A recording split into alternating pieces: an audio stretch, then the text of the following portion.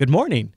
It's a Wednesday, June 18th, 2014. This is Tech Talk Today, episode 11. My name is Chris, and joining me in studio is the lovely Angela Fisher. Hi, Ange. Hello, everybody. Good morning to you. Good morning. Are you ready to read through some of the news headlines with me? Sure. All right, well, get ready for this. Get ready to get fired up because YouTube's getting a lot of people on the internet upset this week. YouTube has announced they plan to block indie labels who don't sign up to YouTube's new streaming music service. Side note, YouTube's going to launch a new streaming music service. Independent artists could disappear from YouTube altogether in a matter of days after the Google Video Service confirmed it was dropping content from independent labels that have not signed up for its upcoming subscription music service. YouTube is about to begin testing a new service which will change and charge people to watch and listen to music without ads and downloading songs to their mobile devices. This could all start within the next few days, testing inside of Google. As part of this plan, Google wants independent artists who are not signed with other companies to essentially sign with Google. So imagine say you were making your own songs. Which I do. And you had some popularity and some traction on a YouTube channel. And Which you were, I do not. Right. And you were considered an independent music artist on YouTube. Uh-huh. Essentially, all your videos would be getting taken off in a couple of days if you do not sign an agreement with Google. Well, okay, right away I was like, why wouldn't somebody want to sign up with that streaming service? It's like it's getting their music out there. It's making them money. It's one of the reasons why Ronald Jenkins is, I mean, he's popular just because he's awesome, but, getting around and letting his music be out there is one of the reasons why he's so popular. Yeah, absolutely. So I don't know. I don't know if it's an exclusivity thing. I guess independent artists are just responding very badly to the strong-armed tactics of it because people look at it as, one of the reasons YouTube is so popular as a music platform is because I've been contributing my content to your website over the years. I've been reliably contributing that content to make your site better. And now because you want to go compete with Spotify, you want to go compete with Pandora, you want to have the YouTube music streaming service, and now all of a sudden I have to capitulate to your new rules that you are making based on the success that I have driven for your platform. Okay, well, so one thing it also that you haven't mentioned isn't there a kickback for the artist? Yeah, they'll get paid.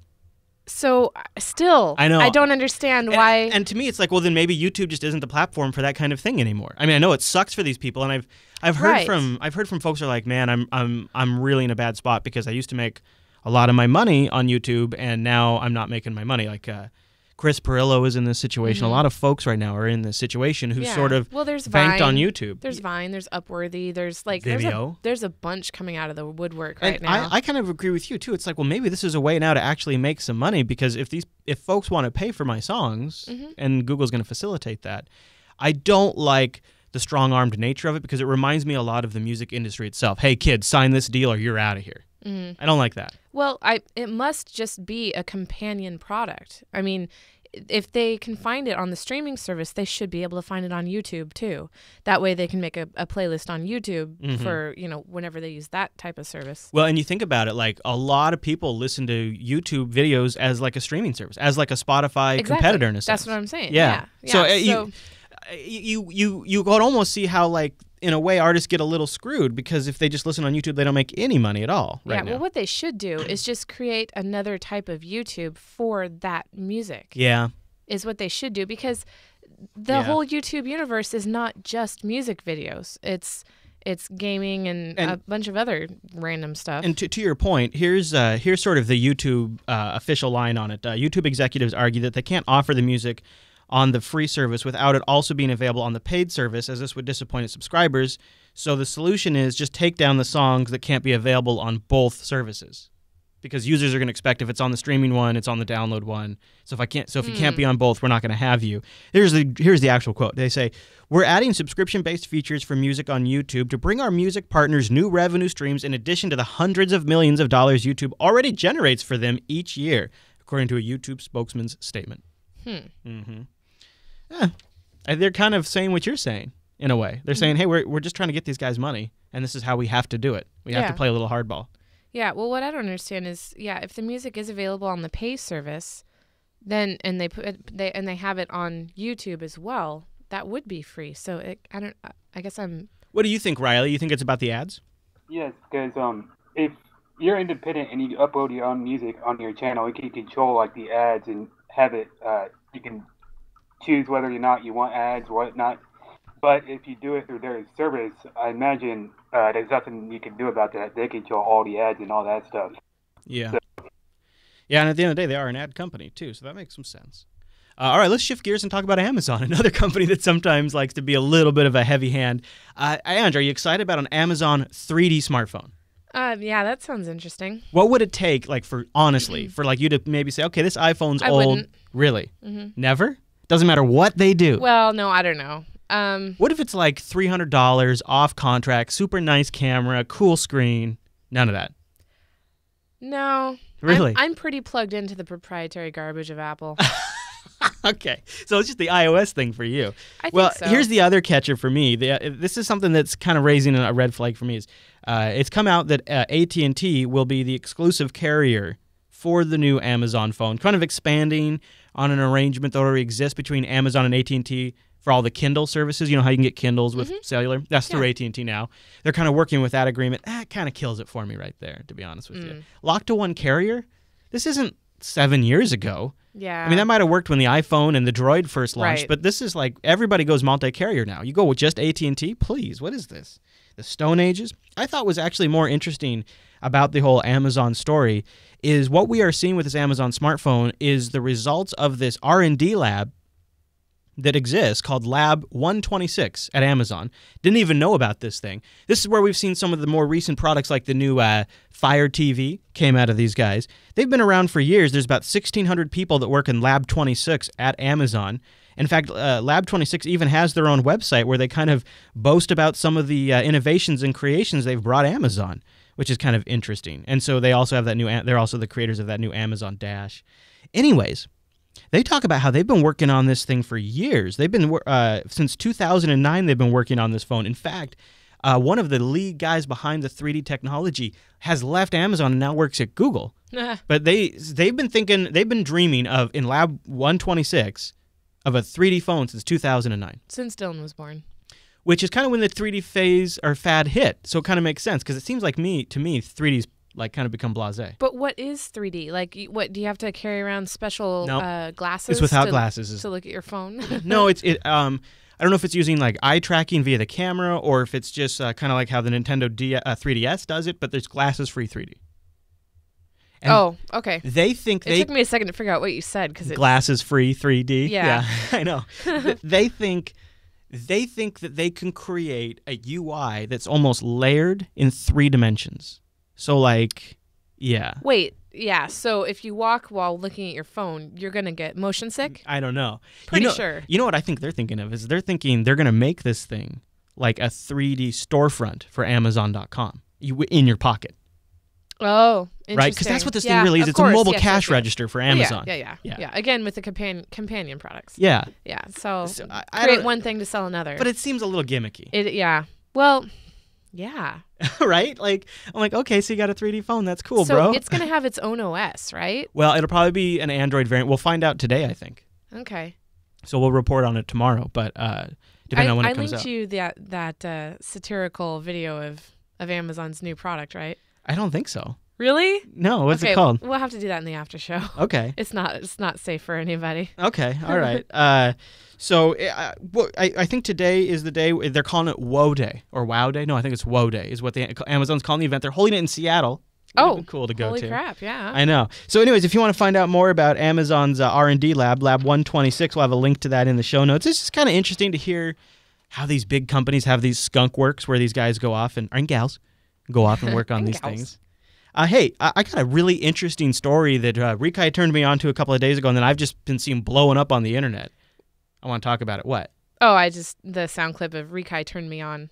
Oh, you want? Don't suggest sound clips.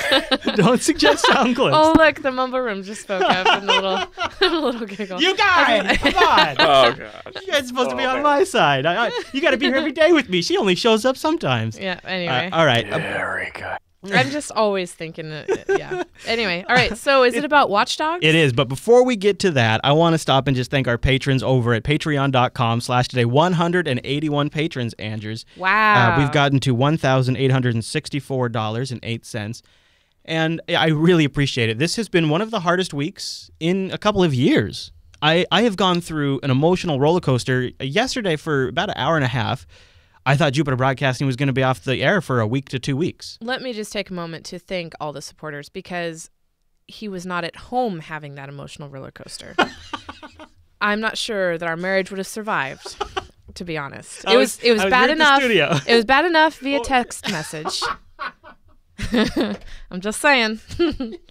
Yeah, it's true. Well, it really has been a pretty bad week. Yeah, but this has been the shining point right here, is because this platform of funding that we're trying to accomplish with the Tech Talk Today patron, it gives us a little bit of reassurance, a little bit of an insurance policy to know that when we get punched and then kicked when we're down, these patrons are here helping us get back up. And you can go over to patreon.com/today. We've got different milestones we've laid out there. We have some big goals and some big ambitions and some future projects we want to work on. But we need a good, stable base of funding, and we believe the best way to do that is via the audience funding approach. Because we could go more commercials, we could do more spots, and if we ever did do that, I would work my hardest to make sure that we picked the right sponsors and worked with the right companies. But I think the best way to go is to be held responsible by our audience, by the folks who consume our content.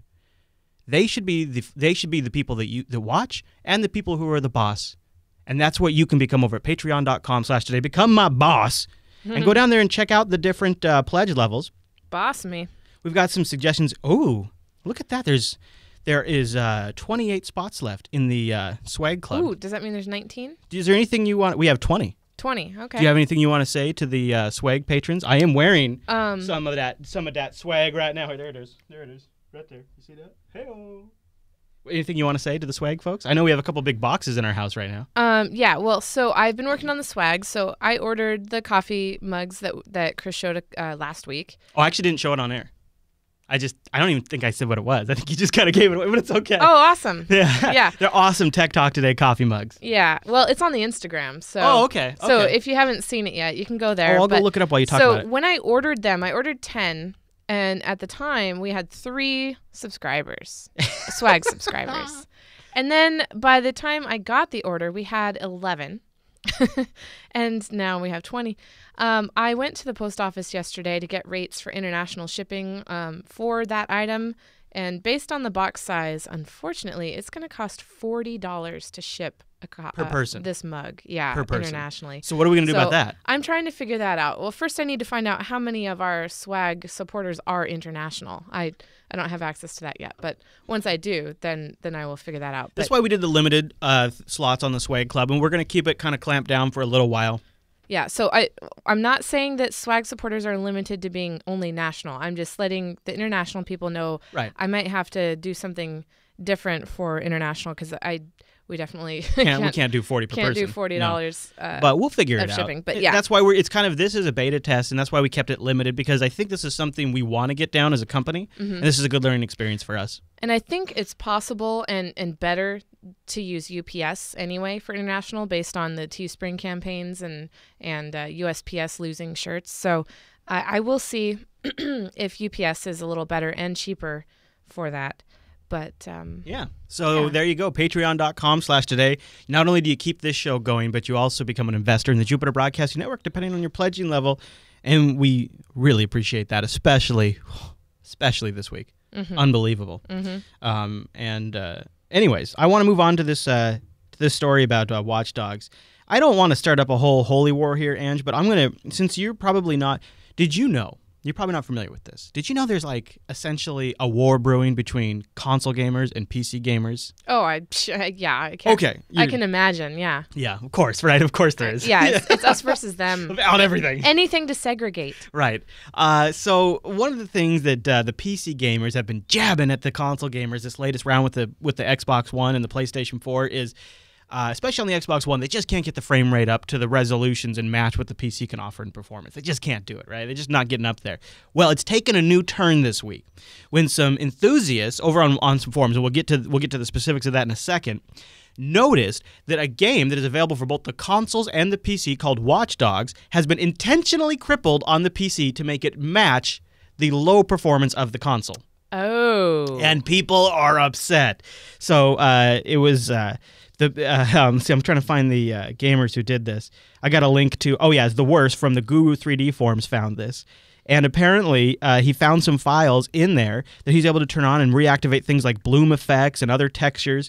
He says, here it is right here. It says, after hours of fiddling around, I changed the default fog values, improved stuttering, re-enabled bloom, massive performance improvements, headlight shadows, reflection changes, 3 new cameras added to the game for a closer shot, normal, and further away, rain changes, making the water more realistic and high quality, and properly reflecting light, lighting changes overall, and citizen density changes to make the world look more popular. All of this was just in the game, but intentionally turned off on the PC side to make it match the capabilities of the console side. And people who play the game say it looks incredible, much better now after these changes. Huh. What do you think about this kind of thing where a company who has skin in the game, maybe they want to sell more consoles for some reason, maybe they make more money there, they intentionally they intentionally disable a software product like this. Get what you pay for? What do you think? I think that it was strategic. I think, how people plan, like they intentionally do something. I think they wanted to get caught. What? Why would they do that? I mean, it doesn't make any sense whatsoever. Yeah, maybe they want to focus on the console aspect, but yeah. Well, so what do you think of DBross's theory in the chat room where he says DBrass. He says, well, this is because what they're going to do is they're going to release a platinum edition of the PC version later on that turns all this stuff on. But you can already turn it on, right? You kind of have to hack around, though. You kind of have to go digging through the game files and tweaking stuff and, probably violating your EULA and whatnot. Well, I don't agree with that. Yeah. That would be shady, wouldn't it? Yeah, it's like it's called like staged marketing or something. Yeah. No, I don't agree with that. Yeah. I just thought I'm watching this. So here's the snippet from the author who found this. He says after the release and all the stupid stuttering problems I was running into with the game, I started searching for fixes. Then I saw many threads talking about the engine. When I realized it was based on the Duina 2, I started to unpack files, which obviously didn't work. So after searching for the unpacker, I found the right one and started playing with it. And after a long time of testing, I ended up getting things starting to work. After studying how BinHex worked and downloading many tools to convert files, I was able to integrate and enable many effects. I told myself to keep trying, and this is what I have done. And it's just kind of amazing. Kind of amazing. All right, Andrews, one last little bit of interesting factoids. I threw this one here because it's kind of faux trivia for you. Okay. To celebrate you being on the faux show. Oh, well. Average household electricity use. Angela, which country do you think uses the most electricity in the world? Hold on, don't answer. Okay. Think about it. What, there's a lot of, I think... it's which country? Which country? Now, China's huge, right? Right? Yeah. I think China has the most population density per square foot or whatever. Japan? Japan's your guess? Mm-hmm. All right. No, it is not Japan. Okay, what is it? All right, it is actually Canada. Wow, really? Yeah, I didn't think you'd guess that. Huh. Yeah, the USA comes in number 2, then Australia, then France, then Japan, then the UK, then South Africa, Spain, Germany and Germany has a lot of solar too now. So there you go. And here's another interesting fact. Did you know that 80% of the people in the world now have access to electricity? Did you think it was that high? 80% of the people in the world now have access to electricity. That doesn't surprise me. I think that's awesome. I think that's I think that's a miracle of our era. I think it would... Really? Yeah. I feel like it was a miracle of last century. Well, I'm riding on their coattails. I don't know. It just, to me, it seems like it should be more like 95%. Well, of people ideally, have access to ideally. electricity. And, it's funny because you hear like Facebook and Google talking about getting access to the internet to the rest of the world. It's like, okay, cool, guys, but you still have that power problem you got to figure out. Yeah. Or how about clean water? Let's work on that one too. Oh, you're so practical, Andrew. Seriously, I know, right? That's what I like having you on the show for. Wait, do I drink clean water or do I surf the internet? Hey, if I wanted a little more Angela in my face, do you have any suggestions where I could go? Sure. You could go to twitter.com/Angers, Oh, ANGERZ. Look at that. There I am. What about maybe if I wanted to watch you in a more video form? JupiterBroadcasting.com/faux show. Faux show. In fact, Oh, gotta take that shirt down. oh yeah. In fact, Fate passed along his compliments to the Addicted to Podcast episodes. Oh, sweet. Yeah, he liked that episode. Yeah, so. I saw a couple of people say that was a little too accurate. Yeah, it was for me too. I know. That's why I'm like, it's a one link show. This is enough. We can do a whole show on one link. Well, yeah, and I shared like some of my favorite podcast clients and some of the podcasts I'm listening to right now too. So Faux Show 181, go get a little more Ange in me, and that's what. What? No, nothing. Okay. That's not weird, right? All right. Did that get weird? No. I didn't mean for that to get weird. And you can join. There's all kinds of great episodes of the Faux Show to catch up on. All right, Andrews. Well, guess what? That's going to wrap us up for today. We'll be back tomorrow for one last day this week. Well, and you will be. Oh yeah. Yeah. I'll miss I won't you. be. Well, you said we, so I just want to clarify. I meant the royal. This like is a one-day thing. me, the chat room, the mumble room. That's why you guys, since you guys have to join me tomorrow, head over to jblive.tv. We do the show 9 a.m. Pacific, noon Eastern. You can catch that in your time zone over at jupiterbroadcasting.com/calendar. Also, I try to read feedback on Thursdays, so send them in. Go over to jupiterbroadcasting.com/contact or engage in the subreddit techtalktoday.reddit.com. Oh! Yeah, go. And a really big thank you. I put out the call. I asked people to go rate and comment in iTunes. Okay. We could still use your help if you haven't done that yet. But we hit the front page of Technology Podcast, #1 on the front page yesterday. That's awesome. In iTunes. And I suspect we probably picked up a couple thousand more new listeners. So hello, everybody who's caught us in iTunes. We'd also appreciate if you haven't yet to keep that. You got to give us another bump to keep it up there. So if you could help us spread the word by going to iTunes. I know, Noah. I know. But only so many folks out there use iTunes, so we could use your support if you're one of them. And that helps other people find the show. Now, to wash that off, we'll wrap up with a classic commercial. Well, first we should point out that Rotten Corpse realizes that every time somebody drinks from the mug, they're going to be kissing your face. Welcome. So I designed that. Yeah. Now, since you're here and you do love yourself some proprietary garbage, Yeah. I wanted to celebrate with a Nom, nom, retro nom. classic commercial that wants to sell you a little proprietary garbage. It's some classic proprietary garbage, though, so that's the best kind. Okay. All right, everybody, we'll be back Thursday with your feedback and wrapping up the tech headlines of the week. Join us live, hang out in the mumble room and in the chat room, and we'll see you tomorrow. Thanks for joining me, Edge. Later, everybody.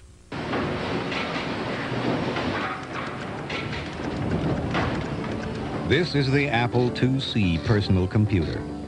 Chances are you'll use it to organize your personal finances or your office files or to help your kids get ahead in school. But with enough power to run an automated factory, there's no telling how far it can take you. The Apple IIc. It's a lot bigger than